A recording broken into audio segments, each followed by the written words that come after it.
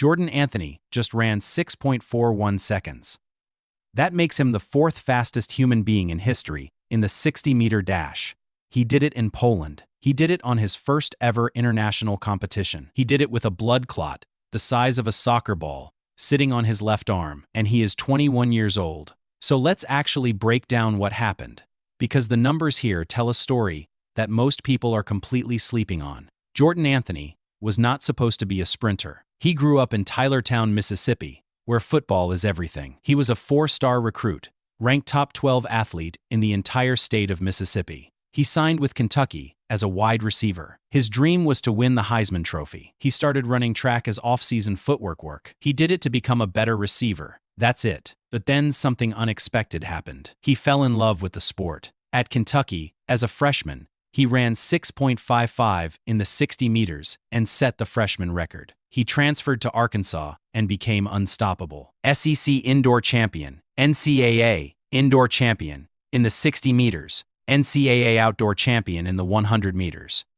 The first sprinter in history to sweep both indoors and outdoors in the same year. In December 2025, he won the Bowerman Award, the highest honor in all of college track and field.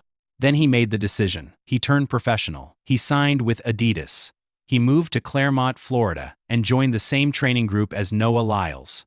Now, here is where the 2026 indoor season gets interesting. His first race back, the New Balance Indoor Grand Prix, he ran 6.57, finished third. At the Millrose Games, he ran 6.64, finished third again. Those are not the times you expect from a guy who was about to change everything. But then on February 13th, at the Tyson Invitational in Fayetteville, Arkansas, something clicked. Anthony stepped into the blocks and ran 6.43 seconds.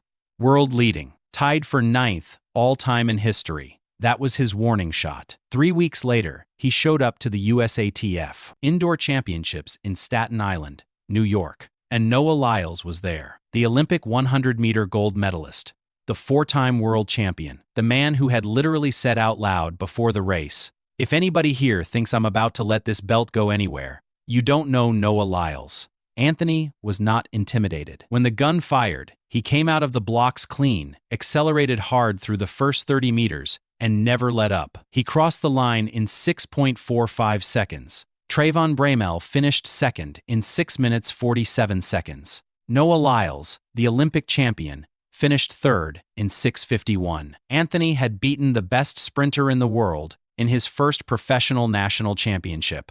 After the race, Lyles handed him the championship belt. That moment said everything. Fast forward to March 20th, 2026. Torun, Poland. The World Athletics Indoor Championships. The field was stacked. Kishane Thompson of Jamaica, the Olympic 100-meter silver medalist, had run 6.46 this season. Trayvon Bromell won this exact event back in 2016 and proved he still had it by running 6.42 in the semifinal, faster than Anthony's 6.43 in his semi. Hakeem Blake of Jamaica had a personal best of 6 minutes 42 seconds. On paper, Bromell was the one in the driver's seat going into that final. But then Anthony ran. He came through the first 30 meters in 3.82 seconds. That split alone would have put him in the lead of the 100-meter final at the 2024 Paris Olympics. The next closest competitor at that mark was Kishane Thompson at 3.84. Then in the second half, from 30 to 60 meters, Anthony ran 2.59 seconds. That puts him in a list that has only a handful of confirmed names on it ever. Christian Coleman in 2018, Morris Green in 1999, Noah Lyles in 2024. That is the entire confirmed list. Jordan Anthony just put his name on it. He won by 0.04 seconds over Thompson. Behind them, Thompson and Bromell were separated by just 0.001 seconds. A photo finish for silver and bronze, while Anthony was already done celebrating. Now here is the detail that makes all of this is even more wild. The morning of competition, Anthony went for his mandatory doping control blood test. The officer missed his vein. His left arm clotted up and swelled to the size of a soccer ball. He could not twist it. He could not sleep on it. He could not fully extend it. Sprinters use their arm swing for explosive power. Anthony ran 3 races, a preliminary, a semifinal, and a final with that arm. And in the final, he ran a personal best. His own words after the race: "It could have damn near fell off, and I would still be running." To understand just how historic 6.41 is, the world record belongs to Christian Coleman at 6.34, set in 2018. That record has stood for 8 years. Anthony is 0.7 seconds away from it at 21 years old. And here is the bigger picture. In 2025, 8 athletes ran under 6.50 in the 60 meters, the most ever seen in a single year. In 2026, that number jumped to 16 athletes, exactly double the previous record. This is the fastest indoor sprint era in history, and Anthony is sitting at the very top of it. The outdoor season is next. His legal 100-meter personal best is only 9.95, but in 2025, he ran 9.75 with a wind reading of plus 2.1 meters per second, just barely over the legal limit, so it does not count. That race happened before he quit football, before he went full professional, before he joined the Lyles training group in Florida. He is a completely different athlete now. If he comes through the first 60 meters outdoors in around 6.41 with a legal tailwind, he needs to run the final 40 meters in 3.38 seconds to break 9.80. The outdoor competition waiting for him includes Noah Lyles, Kenny Bednarik, Christian Coleman, Kishane Thompson, Seville, and Brian Level. That is one of the most dangerous sprint lineups ever assembled. And Jordan Anthony, the kid from Tylertown, Mississippi, who started running track as a joke to improve his football footwork, is now the man they all have to beat. February 19, 2026. Leuven, France. A packed arena. 3 world record attempts were on the card that night. Femsi Ball pulled out of her 600-meter record attempt. Jessica Hull fell short in her assault. The entire weight of the night fell on one woman's shoulders. And she didn't just handle it, she made history. Keely Hodgkinson crossed the line in 1 minute 54.87 seconds, the first woman in history to break the 1:55 barrier indoors. She didn't just clip the record, she smashed it by almost a full second. A record that had stood untouched for 24 years was gone. And the craziest part? The previous world record was set on March 3, 2002, the exact day Keely Hodgkinson was born. That record existed her entire life, and she is the one who finally took it down. The old record belonged to Jolanda Čeplak from Slovenia, clocked at 1:55.82 at the European Indoor Championships in Vienna, Austria. It was an extraordinary race, a battle between Čeplak and Stephanie Graf, from gun to tape, with Čeplak pulling away on the home straight to set a mark that nobody touched for over 2 decades. Nobody broke 1:56 indoors in that entire span. That record looked permanent. It looked untouchable until Keely showed up. Before we get to Leuven, you need to understand what Keely went through to get there. After winning Olympic gold in Paris 2024, everything fell apart. She tore her hamstring, then tore it again and again. A trip to Windsor Castle to collect her MBE led to an 8-hour car ride that wrecked her back and triggered another hamstring problem. She went 376 days without racing. She later called 2025 an absolute nightmare of a year, but she came back in August 2025 at a Diamond League race in Poland and won with the fastest 800-meter time in the world that year. Days later, she won again in Lausanne. By September, she grabbed bronze at the World Championships in Tokyo, despite barely racing all season. She ended her year winning in New York, where Serena Williams placed a Tiffany crown on her head. That was the signal. Keely was back. Then came 2026, and a completely different athlete showed up. On February 14th, at the UK Indoor Championships in Birmingham, she ran the 800 meters entirely alone. No competition, no rabbit, just Keely against the clock. She clocked 1:56.33, a new British indoor record, and left everyone thinking a world record attempt was not just possible, but imminent. 5 days later, she was in Leuven and confirmed exactly that. What made this attempt different was the confidence behind it. Keely didn't ask for the pace lights to be set at the current world record pace of 1:55.82. She requested them to be set at an astonishing 1:53.8. That tells you everything about where her head was at. Right from the gun, she burst ahead of the pacer in the first 100 meters, forcing the pacer to sprint just to get back in front.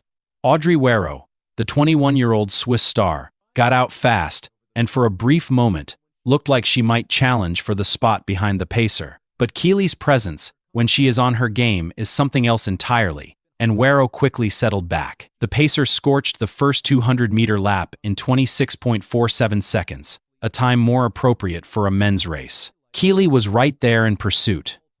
The pace settled slightly on the second lap with a 29.09 split, putting the 400-meter mark at 55.56 seconds, already ahead of the old world record pace. The pacer dropped out shortly after. From that point, it was just Keely Hodgkinson alone against history. She gapped Wero before the 500-meter mark, split another 29.5 for the third lap, and headed into the final 200 meters with a real shot at going under 1:54. She tied up in the home straight. The effort showed on her face, but she held on. 1:54.87. The crowd erupted. Keely dropped to the track completely out of breath. Then she saw someone walking toward her holding the world record sign, and she jumped straight to her feet and started celebrating. She told reporters afterward, "That was really fun. I've been looking forward to this for a good few weeks." On the birthday coincidence, she said it almost felt a bit weird that the record was set the day she was born and 24 years later she breaks it. Then she added, "I think there's still more to push." That line is not just talk. Her new indoor world record of 1:54.87 is only 0.26 seconds slower than her outdoor personal best.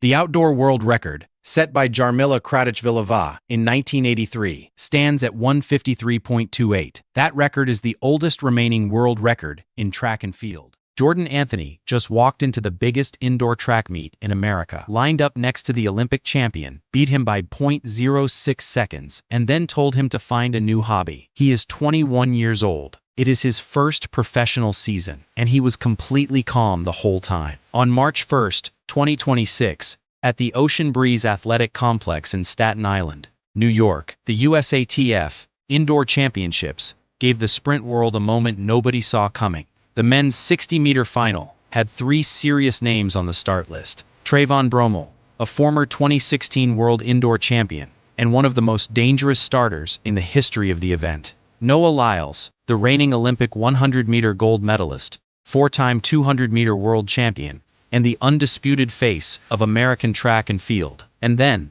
there was Anthony, a rookie, a kid from Tylertown, Mississippi, who grew up dreaming about the Heisman Trophy, not a national sprint title. When the gun fired, Anthony exploded out of the blocks, hit the 30-meter mark in control, and never looked back. He crossed the line in 6.45 seconds. Bromell finished second in 6:47. Lyles, the man who owns 8 world titles and an Olympic gold medal, finished third in 6:51.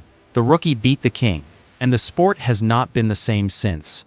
To understand how big this is, you have to understand who Noah Lyles actually is. This is not just a fast guy. Lyles won the 100-meter gold at the 2024 Paris Olympics, ending a long drought for American sprinting. He holds the American record in the 200 meters at 19.31 seconds, set at the 2022 World Athletics Championships. He has been the loudest, most dominant, most entertaining sprinter on the planet for years. He created the championship belt celebration. He built a brand. He is a cultural icon in a sport that rarely produces them. And before this race, Lyles had not even competed at the USATF Indoor Championships in over 9 years. His last appearance was back in 2018 in Albuquerque, New Mexico, where he finished 9th. So when he showed up in 2026, he came with a message. He told reporters that anyone who thought he was letting that belt go somewhere else simply did not know Noah Lyles. He said he was going all out from the very start of the season. He was not scared of anyone. That is the man Jordan Anthony just beat. Now here is what makes Anthony's story different from every other rising star narrative you have heard. He was not even supposed to be a sprinter. He was a wide receiver. He played football at 3 different colleges: University of Kentucky, Texas A&M, and finally University of Arkansas. He had 8 catches, 111 yards, and a touchdown at Arkansas. Real football, real games. He once said that if you told him years ago he would be a professional sprinter, he would have laughed in your face. He kept grinding in both sports until track completely took over. And when it did, that football mentality came with it. The explosiveness, the composure under pressure, the ability to perform in crucial moments. Those are not track skills. Those are football skills. And they translate perfectly into the 60 meters. a race that is decided entirely in the first half by reaction time, drive phase, and raw acceleration. His 2025 college season was a warning that most people ignored. He won the NCAA indoor title in the 60 meters. Then he went outdoors and won the NCAA title in the 100 meters. He became the first sprinter since 2017 to pull off that double in the same season.